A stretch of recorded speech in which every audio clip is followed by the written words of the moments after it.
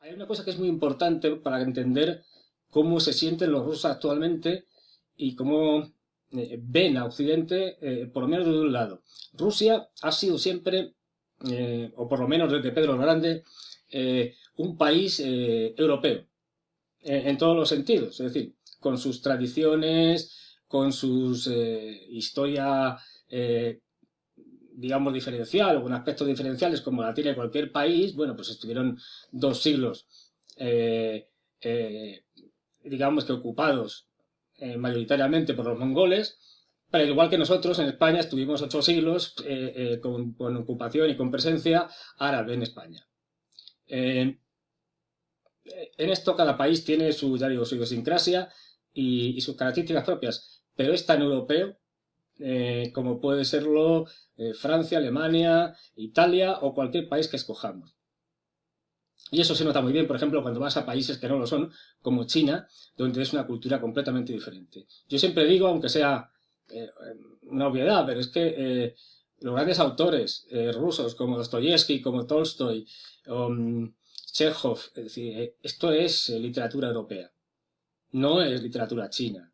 Ni la música es igual a la China, la música de Tchaikovsky o de Prokofiev o de Rachmaninoff, por decir algunos de los muchos músicos excelentes rusos que ha habido, o el constructivismo ruso que se produce en la época de la Revolución y que tiene un periodo corto pero de creatividad extraordinario. Ya digo, es una cultura completamente europea, con sus características propias. Pero los rusos ahí se sienten rechazados, y esto es importante para entender todo lo que va a venir después.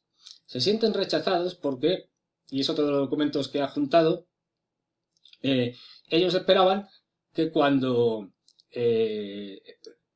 se desapareciera la Unión Soviética, por lo tanto el comunismo y la Guerra Fría, es decir, ya no había dos modelos enfrentados, un modelo capitalista con la OTAN y un modelo como organización militar y un modelo socialista o comunista, el socialismo real, que tenía a Rusia como su gran motor, y con el Pacto de Varsovia, donde se enfrentaban en Europa a la OTAN, bueno, pues, y con ideologías contrarias, opuestas, antagónicas. El resultado es que ellos pensaban que una vez aparecido el comunismo, siendo ya todos capitalistas, iniciando un cierto camino aparentemente hacia la democracia, pues Occidente iba a recibirlos con los brazos abiertos.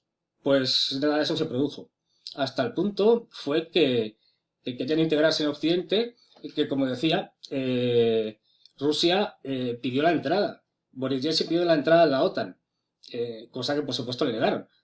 Es decir, que estaban incluso dispuestos a integrarse en estructuras militares occidentales. Ni siquiera pedían inicialmente la disolución de la OTAN, una organización que no tenía sentido en el momento que había desaparecido su objetivo. Es decir, una organización para luchar contra el comunismo y el Pacto de Varsovia, es decir, posteriormente, porque primero se crea la OTAN y posteriormente el Pacto de Varsovia, no lo olvidemos, desaparecido la ideología y desaparecido el enemigo, no tenía sentido.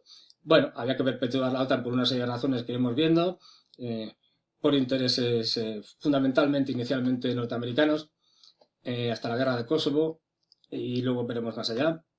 Y los rusos se sienten despechados, se sienten que ellos, de alguna manera, hicieron su parte, pusieron toda la buena voluntad y Occidente, a cambio, les devolvió el rechazo, el despecho.